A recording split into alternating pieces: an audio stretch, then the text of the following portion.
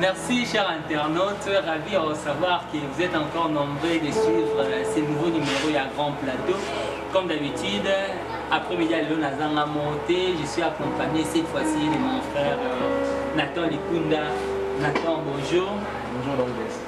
Ravi de savoir, toujours l'objectif de à Grand Plateau, édifier les peuples de Dieu. Tobi Mikolo, Tolo Belo Moko. Toye ko déboulonner bateau basakane sakane non na makambo. Ensuite toye ko déboulonner misala Satan, il faut avoir dernier de déboulonnement puisque quel que soit boulon wana to ana déboulonnage à makasi clé biso to benga Jésus Christ toye to déboulonner nyonso. Après il y a les lots frère Nathan to lobela nini. En fait dans il y a l'autre lobela juste un concept monde de la grâce. L'autre lobela la grâce to lobela moi elongona un homme de Dieu que j'aime bien, un jeune, le prophète Benel Lema. Est-ce que tu occupes pour accueillir déjà les prophètes? Avec plaisir. Sala Nzambe. Ma jeune serviteur va au sala même à kasi donc comparaître mingi donc ngolu même te comme isana kitoko na swag ngolu kaka. Tongito lobela peuple de Dieu sera un thème lobi la grâce. D'emblée la grâce. Quand tu loba grâce ngolu prophète Benayo Kani. Soit que lobela peuple de Dieu internet pour la la grâce. La grâce est en fait nalinga ngolu parce que nous dans la grâce. Et en plus tout ça déjà la période où ils aient la grâce par définition on a encore défini la sorte de comment est mais première définition c'est la grâce c'est la famille méritée. Et l'eau comme tu as mérité, et l'eau comme tu as fait l'effort pour tes nations, et l'eau comme tu as saigné même par nation. Vous savez, tout le monde a un Katsanzela, nous avons dit que nous avons fait un wassain à Kabyle. Le monde a saigné, a eu un moulou, et l'eau a saigné, a mérité. Les injustices des personnes, tous ont mal au corps. Donc, Zambo Sala Ngonu na bateau ya si na comprendre mais Dieu fait sa grâce à quelqu'un à ça dans ngolu na mutuelle na kio ça ba effort na nga mais rwanda malingi nga tengo na va éligible na ngolu ana la grâce c'est la famille maintenant tu peux fournir les efforts mais les efforts là il faut savoir que ils en a quatre volontés parce que la grâce c'est aussi la volonté de Dieu dans la bénédiction et tu peux fournir des efforts mais fort ce que ça na quatre volontés ça peut obtenir autre bénédiction parce que la grâce c'est dans la volonté de Dieu c'est ça. Grâce est dans la volonté de Dieu. Il y a l'homme béni en fait, rentrons dans la vie. Il y a quelque part où il avait part que j'ai aimé Dieu, que j'ai aimé Jacob, j'ai haï Esaü. C'est là aussi, c'est la grâce de Dieu. C'est une grâce que Dieu a accordée à Jacob. Parce que dans notre baquet, nous avons qu'est-ce que Jacob a fait pour que Dieu ma question est plutôt qu'est-ce que Esaü a fait pour Nzamba? Non, parce que c'est en fait la volonté de Dieu, c'est un mystère. La volonté de Dieu pour moi c'est un mystère. Et personne n'a le pouvoir de comprendre la volonté de Dieu. La volonté de Dieu pour moi c'est un mystère. Donc d'abord c'est l'autre côté, Nzamba Yininga. Non, Ayini était en fait. Mais ça on voulait caper. Mais Ayini était la Bible les a plutôt clair place. On a Dieu a aimé Jacob. Jacob a aimé Esaü. Bien sûr, Ayini était. Parce que les anciens étaient quand même dans le monde, c'est la première grâce qu'on a les anciens qui ne savaient pas, les gens qu'on a. Vous savez, il y a une personne quand Dieu créa le monde, il y a une chose à répéter, le roi Banyama, le roi Batiti, le roi Batiti, mais quand même, les gens quand même à Zakari. À ce qu'on a porté l'image pour Dieu. Pourquoi? Parce que l'homme, c'est l'image de Dieu. Dans la grâce de Dieu, et bandit déjà, donc la grâce de Dieu, les fait déjà au bout de ma montée. Les fait déjà, il y a cause à la image. Pour moi, la première grâce que Dieu a confiée à l'homme, c'est d'être créé par son image. Dieu a créé la terre, il a créé tout. Et comme la terre, on dit que faisons l'homme à notre image, à notre ressemblance. C'est que nous, à représenter l'image de Dieu. Il y a cause à l'image de Dieu. En fait, Benoît, là encore, il y a une question, il y a encore une question. En fait, entre la grâce et la loi de l'ancienne alliance, il y a une différence. Entre la grâce et la loi, vous savez, la loi c'est la condamnation, la définition. La loi c'est la condamnation. Vous savez, la grâce existait avant la loi. Quand Dieu créa l'homme, a salué Adam. dans ma salle, après si va ordonner au Sala. Et quand la Aboui Koto ça va ordonner à Aboui Nakatachiti. Et c'est par là que la condamnation a commencé. La grâce a commencé avant même la loi. Pourquoi? Parce que quand Dieu crée l'homme, quand Dieu va salir, après c'est à vivre la facilité, à salir facilité beaucoup au monde c'est la méritalité. La cause de chute n'est à salir à cause de la condamnation. La grâce est avant même la loi. Vous ne voyez pas que personne n'ose contredire Jean-Paul le dit que la loi est venue par Moïse, mais la grâce et la vérité sont venues avec Jésus. Si tu as une histoire, Moïse n'a Jésus. Moïse n'est pas dans l'Ancien Testament, Jésus est au Yanamati. La grâce est venue avant. Qu'est-ce que vous avez dit? La loi, Bible, Jean chapitre 1, verset 14 déjà, il dit que la loi est venue par Moïse, mais la grâce et la vérité sont venues par Jésus. Par Jésus, parce qu'avant toute chose, Jésus existait déjà. Avant toute chose, Jésus existait. Au commencement était la parole. Et la parole était avant même Dieu existait déjà. Jésus-Christ existait déjà. Moïse n'a Jésus, n'a existé. C'était d'abord Jésus. Parce que toutes ces choses ont été faites par elle qui c'est Jésus-Christ. Qui est la parole de Dieu. Vous pouvez Internet que Jésus a un ancien testament. Bien sûr, Jésus a un ancien testament parce qu'il est écrit au commencement était la parole. La parole était avec Dieu. Et rien n'était fait sans elle. Mais toujours dans la Genèse chapitre 1, au commencement Dieu créa. Maintenant qui a créé ces choses-là? C'est Dieu. Mais pas Jésus. C'est lui-même Dieu. En fait, là, dans la doctrine de Trinité, là, et devant la porte du monde, j'aimerais comprendre une chose. Jésus, Dieu. Esprit intérieurement et esprit intérieurement. Maintenant, esprit n'a pas conduit. Esprit n'a pas conduit. C'est Dieu le maître de toutes choses. Lui qui chie tous les esprits. Non, comprends. Tous les esprits. Il est mon Yesu à ça, mais il est mon ami à nous. Et là, ici, je suis mort na tangwana. Tout le monde na nature. Je suis Jésus à un ennemi mort la jeunesse et que y est des amis. Jeune wana baki au canton Jésus tant bazalé moi qui donc ata sambi Jésus le baki ngana renoncer les tenga na tout ça parce que Jésus est limité pour parce que nous a tellement de marches Jésus est limité dans ce cas là le même n'est pas parce que même les deux ans la carte de la infrastructure tant qu'il y a une carte de temps à d'ici va on Azraël Azraël, c'était Syrien. Bon, à cette époque-là, Syrie, Azraël, parmi les adversaires, peuple israélite. Or, Israël, par définition, c'est le choix de Dieu. C'est exact peuple où Israël n'a sa promesse. Donc, même Azraël, qui est le païen, qui est l'adversaire, il y a bâton Zambakela, il y a l'adversaire, il y a bâton Zambatia, à l'école Zambasal, à qui on prend les pays. Là, notre Zambakela, nous voulons des affaires immérité. Il a comme deux mérité, malgré ça, mon pagan. Mais Azraël a su nous. C'est un peu ça. Donc si je comprends bien vraiment, c'est-à-dire que la grâce est venue avant la loi. La grâce est venue avant la loi. Parce que je vous dis qu'au commencement, quand Dieu créa, est-ce que la loi existait? La loi n'existait pas. N'existait pas. Donc la grâce est avant même la loi. Parce que c'est lui qui est le maître de toutes les choses. Il a commencé, il est écrit au commencement, il était là. Il est écrit dans le livre des Genèse chapitre 1. Au commencement, Dieu crée les cieux et la terre. La terre était formée et vide. Et l'Esprit de Dieu s'est mové au-dessus. Qui est cet esprit-là? C'est Dieu, Jésus. C'est-à-dire que Jésus était déjà même avant la loi. Parce qu'au commencement, l'Esprit de Dieu s'est mové au-dessus des eaux. Même avant Nyos Selma, avant même Moutan qui est là, avant même Niaman qui est là, Nan Yesu Asani, a existé l'image de la grâce. C'est-à-dire que quand tu as ancienne alliance, ils seront aussi jugés par la grâce, si la grâce existait avant la loi. Ancienne alliance, ils seront jugés par la grâce. Comment tu sais? Donc, je suis là tout d'abord. Par rapport à la question de Panata, tu as expliqué un mot autrement. Moïse avait mis loi. Moïse a une dit commandement. Maintenant, vous dites que la grâce a toujours existé. Batouana, Moïse a présenté une loi. Seront-ils jugés en fonction de la loi Moïse ou en fonction de la grâce de Jésus? Je vous ai bien dit que la grâce est acquise avant la chute de l'homme. Quand Dieu crée Adam, après silence. Mais après c'est interdit qu'il y avait mort au sein de l'humanité. Et Adam n'a pas obéi à la voix de Dieu.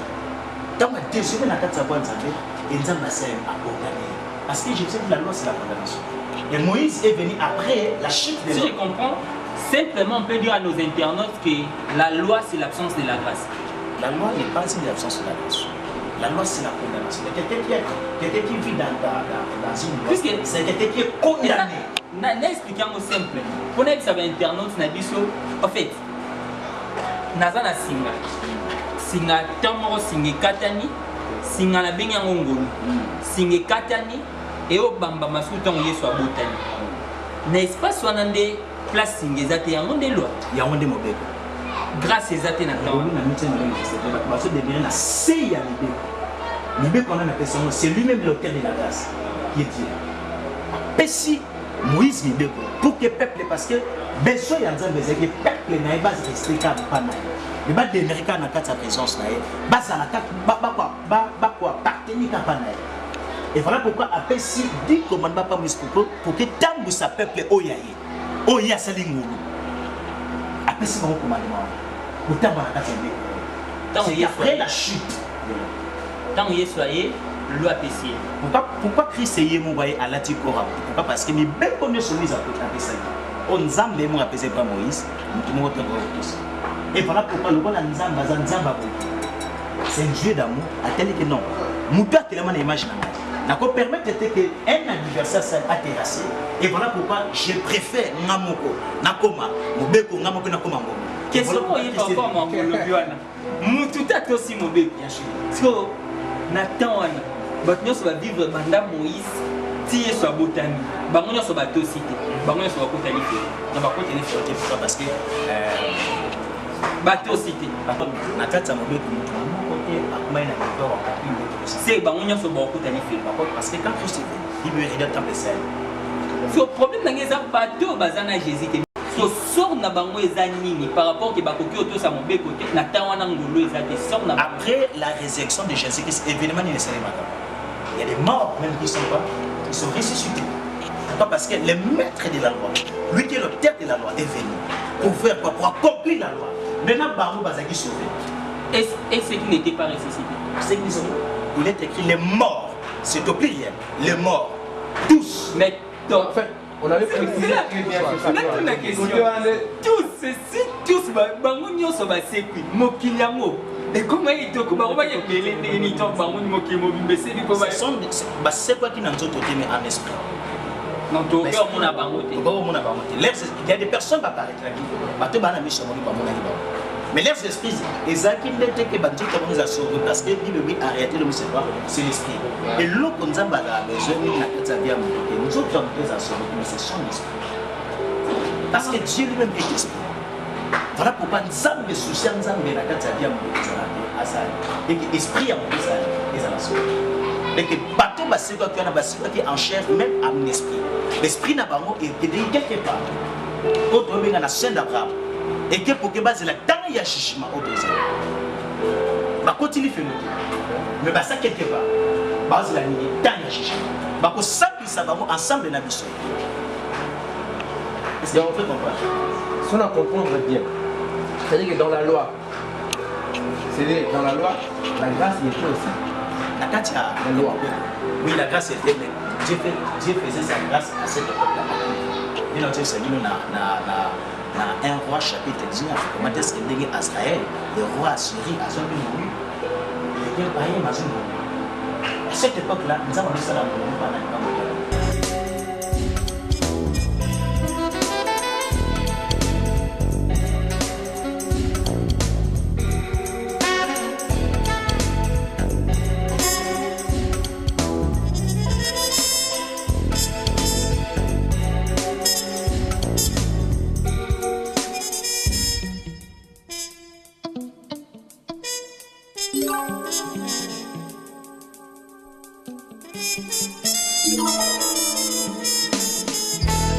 Grand plateau, votre émission préférée. Frère Nathan, prophète Béné Azar. En fait, depuis le début de cette émission, on a senti vraiment qu'on a chaud ma place. Alors, on va tout de même dans la manche parce que c'est la deuxième partie, mais vraiment, vous connaissez de chuter l'émission. Mais prophète Béné, il y a une question maintenant. Tu as beaucoup parlé de la grâce. Mais la question est comment obtenir la grâce et quels sont les critères de la grâce? À savoir, pour obtenir la grâce et loi du il faut ébattre grâce et localisable. Mais c'est l'homme qui localise la grâce. grâce et à partager cette personne. C'est l'homme qui localise la grâce. Mais pour que Mouton localise la grâce, et l'homme qui est face à là, au moment où on a un jour, l'histoire est un peu comme ça. À mon niveau, l'histoire. Il s'est présenté, il y a et à mon niveau, tout le monde s'est et ça qui juste était là, et va nous permettre de faire quelque chose. Mais comment est-ce qu'Abraham a compris que bateau va aller là-bas, la première des choses que l'on a compris, c'est qu'Abraham avait un cœur sensible. Abraham a vraiment sensible à ce qu'il y a au bateau va aller là-bas chaque jour. Devant une grâce, il faut avoir un cœur sensible. Au yeba, ngoluni. Yami balé, il faut discerner grâce. Maintenant, bazaki misato. Mais pourquoi pas marquer vous camarades de somme ou avec mon on a quatre navarros, mon Seigneur Zaïga qui est Jésus-Christ, mais porter de la grâce. Mais Abraham, parce qu'il avait le discernement, à quel juste que vous camarades de somme, vous savez, vous avez porté la grâce. Et la troisième des choses, Abraham a localisé aussi la grâce. Et Abraham a soukika na localiser volonté, Abraham a célébré la grâce, a tomboli ngolwana. Comment célébrer la grâce? Ko tombola ngol eza ko honorer ngol. Du fait qu'il y a ko soit ange il y a encore la carte à tomboli ngol. Mais devant une grâce, il faut un esprit qui a ko honorer ngol. Ngolo ba honorer. Il est écrit Dieu résiste aux orgueils, mais il fait sa grâce aux humbles. Et pas ma critère ma grâce pour obtenir la grâce, il faut poser un esprit qui a commis qui dit ça. L'humilité. Être humble devant la grâce, comme il quitte ça de Bossangolo, comme il quitte le Bossangolo de Ngolo et ça, et qu'on localise. C'est un peu ça. Alors, encore une question de en fait, comment localiser la grâce? Parce que, dès que nous avons là,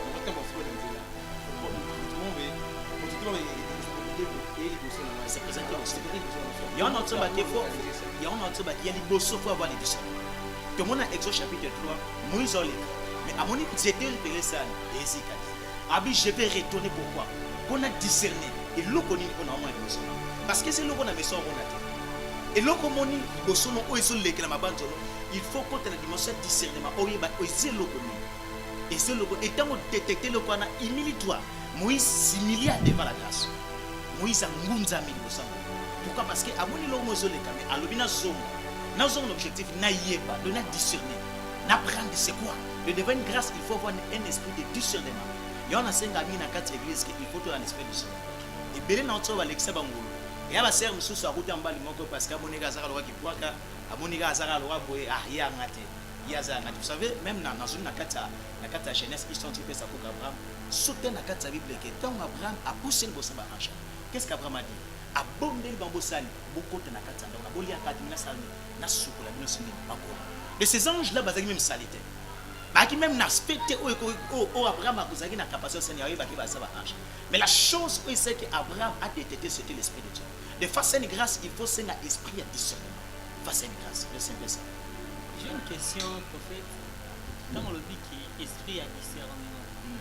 Or, pour nous avoir un esprit à discernement, il faut un Saint-Esprit. Il faut avoir l'esprit de Dieu. Mais non, c'est que la grâce est disponible pour les païens. Dans ce scandale, c'est que tout homme a un esprit de Dieu. Quand Dieu crée, alors il souffle son esprit. Mais la même Bible le dit que celui qui n'a pas mon esprit ne m'appartient pas. Ne m'appartient pas. Celui qui n'a pas mon esprit. Celui qui. À d'autres termes, il faut dire celui qui considère. Il y a des personnes à un esprit. Ce qui compte, c'est la considération. Croire en Dieu, c'est considérer Dieu. Dieu peut être là. Mais si vous considérez Dieu, ce qui compte, c'est la considération. Savoir considérer Dieu.